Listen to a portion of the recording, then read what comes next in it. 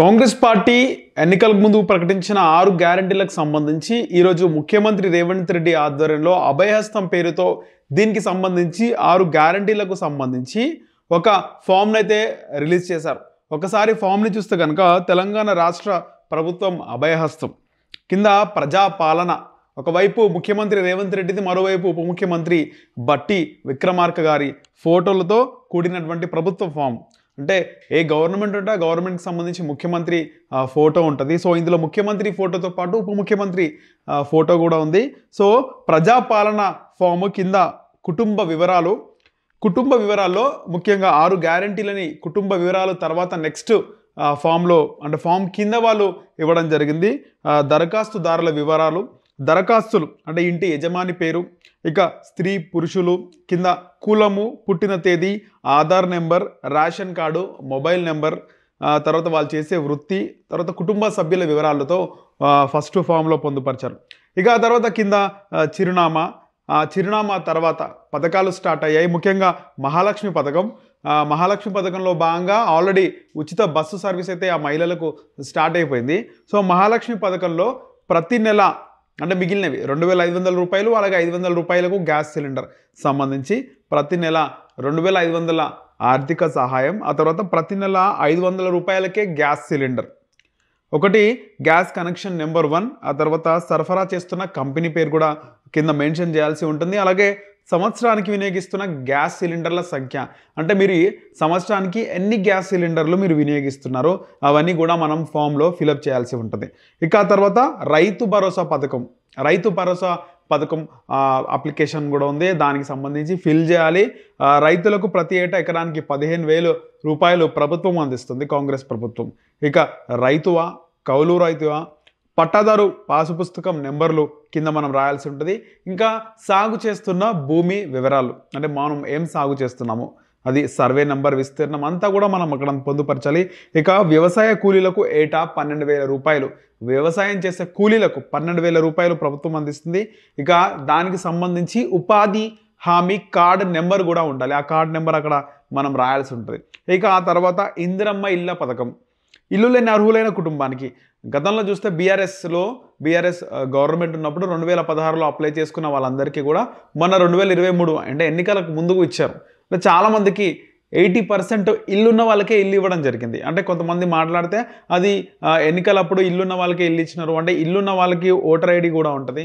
So వాళ్ళకు ఓట్లు ఉంటాయి కాబట్టి ఇల్లున్న వాళ్ళకి ఇల్లు ఇస్తే ఓట్లు పడే అవకాశం ఉంటుంది అని చెప్పి కొంతమంది రాజకీయ విశ్లేషకులు అయితే అప్పట్లో అభిప్రాయపడ్డారు. ముఖ్యంగా చెప్పుకోవాలంటే నేను స్వయంగా అడిగి తెలుసుకున్నప్పుడు ఇల్లున్న వాళ్ళకే చాలామందికి డబుల్ బెడ్రూమ్ ఇల్లు రావడం జరిగింది.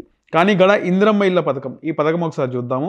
ఇల్లు లేని అర్హులైన కుటుంబానికి, ఇందులో ఇల్లు లేని అర్హులైన కుటుంబానికి ఇస్తామని చెప్పి సుస్పష్టంగా వీళ్ళు చెప్పడం జరిగింది. ఇల్లు లేని అర్హులైన కుటుంబానికి ఇంటికి నిర్మాణానికి ఆర్థిక సాయం. ఒకటి ఇల్లు లేని అర్హులైన వాళ్ళకి ఇల్లు ఇస్తాము, రెండోది ఇంటి నిర్మాణానికి ఆర్థిక సహాయం. గతంలో ఏదైతే గృహలక్ష్మి పథకం కూడా ఉండే, అంటే వాళ్ళు బీఆర్ఎస్ ప్రభుత్వంలో పెట్టడం జరిగింది. గృహలక్ష్మి అంటే ఇల్లు స్థలం ఉన్న వాళ్ళకి ఇన్ని డబ్బులు ఇస్తాము, గృహంలో లక్ష్మి అంటే డబ్బులు ఇస్తామని చెప్పడం జరిగింది ఆ పథకంలో. సేమ్ అలాంటి పథకం ఇది కూడా, ఇంటి నిర్మాణానికి ఆర్థిక సహాయం. రెండోది అమరవీరులు మరియు ఉద్యమకారులకి 250 చదరపు గజాల ఇంటి స్థలం. అమరవీరులు అంటే చనిపోయిన తెలంగాణ కోసం అమరులైన కుటుంబాలకి, అలాగే ఉద్యమకారులకి 250 చదరపు గజాల ఇంటి స్థలం ఇస్తుంది ఈ ఇందిరమ్మ ఇళ్ళ పథకంలో. అంటే 250 గజాల ఇల్లు స్థలం ఇస్తారు ఉద్యమకారులకి, అలాగే అమరులకి. ఇక అమరవీరుల కుటుంబం, అమరవీరుల పేరు, అమరులైన సంవత్సరం, ఎఫ్ఐఆర్ నెంబర్, అంటే వాళ్ళు పకడ్బందీగా అన్నీ కూడా పొందుపరిచారు. అమరవీరుల కుటుంబం, అలాగే అమరవీరుల కుటుంబంలో అమరవీరుల పేరు, వాళ్ళు చనిపోయిన సంవత్సరము, చనిపోయిన తర్వాత ఎఫ్ఐఆర్ బుక్ అవుతుంది కదా పోలీస్ స్టేషన్లో, ఆ FIR number, death certificate, Telangana కోసం చనిపోయిన వాళ్ళ డెత్ సర్టిఫికెట్, 4 కూడా కంపల్సరీగా అందులో మనం ఫామ్ ఫిలప్ చేయాల్సి ఉంటుంది. తర్వాత తెలంగాణ ఉద్యమంలో పాల్గొన్నారా, మీరు తెలంగాణ అంటే ఇది ఉద్యమకారుల కోసం, తెలంగాణ ఉద్యమంలో పాల్గొన్నారా, అవును కాదు, రైట్ అయినచో సంబంధిత ఎఫ్ఐఆర్ నెంబర్ మరియు సంవత్సరం. అంటే తెలంగాణ కోసం కొట్లాడినప్పుడు కేసులు చాలామంది బుక్ అయినాయి, చాలామంది జైలుకు పోయినారు, రిమాండ్లో ఉన్నారు, ఇప్పటికీ కొంతమంది పైన కేసులు అలాగే ఉన్నాయి. దాంట్లో మీరు ఒకవేళ ఉద్యమంలో పాల్గొంటే దానికి ఒక ప్రూఫ్ కావాలి. అంటే చాలామంది ఉద్యమకారులు అని చెప్పుకుంటూ ఉంటారు. ఉద్యమంలో సంబంధించి మీరు ఉద్యమంలో పాల్గొంటే దానికి సంబంధించి ఎఫ్ఐఆర్ బుక్ అవుతుంది. ఎఫ్ఐఆర్ సంబంధించిన నెంబరు మరియు సంవత్సరం రాయాల్సి ఉంటుంది.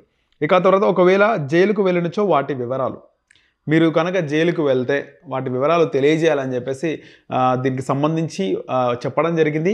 ఇక జైలు పేరు, స్థలము, శిక్షా సంబంధిత వివరాలు, శిక్షా కాలం ఎంత పడిందో అవన్నీ కూడా రాయాల్సి ఉంటుంది. ఇక తర్వాత గృహజ్యోతి పథకం. గృహజ్యోతి పథకంలో కుటుంబానికి ప్రతి నెల 200 యూనిట్ల ఉచిత విద్యుత్. గృహజ్యోతి, గృహంలో జ్యోతి, జ్యోతి అంటే కరెంటు. పథకం పేరు కూడా బాగా పెట్టారు, గృహజ్యోతి పథకం. అంటే చూడగానే గృహలక్ష్మి అంటే డబ్బులు ఇస్తారు, గృహజ్యోతి అంటే ఎలక్ట్రిసిటీ అనే ఒక దీన్ని కల్పించింది ప్రభుత్వం. కుటుంబానికి ప్రతి నెల 200 యూనిట్ల ఉచిత విద్యుత్తు, అంటే ప్రతి కుటుంబానికి 200 యూనిట్లు ఉచిత విద్యుత్తు. మీ నెలసరి గృహ విద్యుత్తు వినియోగం ఎంత? 0 నుంచి 100 యూనిట్ల లేదా 100 నుంచి 200 యూనిట్ల, 200 యూనిట్ల పైన అనేది మనం అక్కడ ఖచ్చితంగా మెన్షన్ చేయాలి ఫామ్లో. ఇక గృహ వినియోగ విద్యుత్ మీటర్ కనెక్షన్ సంఖ్య, మన మీటర్ నెంబర్ రాయాల్సి ఉంటుంది. ఇది గృహజ్యోతి పథకం. ఆ తర్వాత చేయూత పథకం. చేయూత పథకం కింద నెలకు 4,000 రూపాయలు, దివ్యాంగులకు 6,000 రూపాయలు పొందేందుకు ఈ క్రింద వివరాలు తెలపండి. అంటే ఈ యొక్క చేయూత పథకంలో మీరు పథకం కింద 4,000 రూపాయలు పెన్షన్ తీసుకోవాలన్నా, లేకపోతే వికలాంగులకి 6,000 రూపాయలు ఇస్తుంది కాంగ్రెస్ ప్రభుత్వం. దీంట్లో వివరాలు ఉన్నాయి.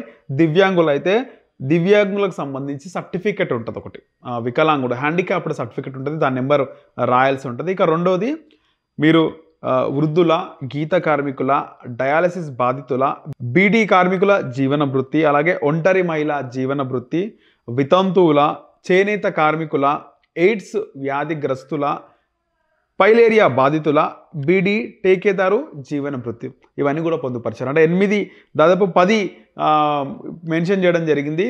మీరు దీంట్లో ఏది అనేది టిక్ పెట్టాల్సి ఉంటుంది. ఇవన్నీ కూడా కాంగ్రెస్ ప్రకటించినటువంటి 6 గ్యారంటీలు. సో ఇది ఫామ్ అన్నమాట. దీనికి సంబంధించి ఇంకా ఏవి కీలక పత్రాలు ఏవి కావాలి అంటే, జతపరచవలసిన పత్రాలు, ఆధార్ కార్డు జిరాక్స్ పెట్టాలి, అలాగే తెల్ల రేషన్ కార్డు జిరాక్స్ పెట్టాలి. ఈ పథకాలు ఏవి రావాలన్నా కూడా ఆధార్ కార్డు మ్యాండేటరీ కంపల్సరీగా ఉండాలి. అలాగే తెల్ల రేషన్ కార్డు ఉంటేనే ఈ పథకాలు అన్నిటికీ కూడా అర్హులు. ఎందుకంటే తెల్ల రేషన్ కార్డు ఉన్నవాళ్ళు middle class, below middle class, చాలామంది పేదవాళ్ళకి ఆధార్ కార్డు, ముఖ్యంగా తెల్ల రేషన్ కార్డు ఉంటుంది కాబట్టి తెల్ల రేషన్ కార్డు మ్యాండేటరీగా పెట్టింది ప్రభుత్వం. ఇక పైన సమర్పించవలసిన వివరాలు అన్నీ వాస్తవమని ధృవీకరిస్తున్నారు అని చెప్పి మీ సంతకం పెట్టాలి, అలాగే తేదీ వేయాలి. ఒకవేళ దీంట్లో ఫాల్స్ ఉంటే కంపల్సరీగా ఇది కేసు కూడా నమోదయ్యే అవకాశం ఉంటుంది. అంటే ప్రభుత్వాన్ని తప్పుదో పట్టించే విధంగా కేసు కూడా నమోదయ్యే అవకాశం ఉంటుంది. ఇక కింద ప్రగతి పదం, సకల జనహితం, మన ప్రజాప్రభుత్వం అని చెప్పి క్యాప్షన్ ఇచ్చారు. ప్రజాపాలన దరఖాస్తు రసీదు అన్నీ కూడా రాయాలి మనము. శ్రీమతి తండ్రి పేరు లేదా భర్త పేరు, మహాలక్ష్మి పథకమా లేకపోతే రైతు భరోసా పథకమా, ఇంద్రమ్మ ఇళ్ల పథకమా, గృహజ్యోతి పథకమా లేదా చేయూత పథకం కొరకు సమర్పించిన దరఖాస్తును స్వీకరించబడమైనది అని చెప్పి ఉంది. కింద గ్రామము, వార్డు, మీ ఏరియా డీటెయిల్స్, మండలము, నియోజకవర్గము, జిల్లా, అలాగే రాష్ట్రం, తెలంగాణ రాష్ట్రం, మీరు అక్కడ డీటెయిల్స్ చేయవలసి ఉంటుంది.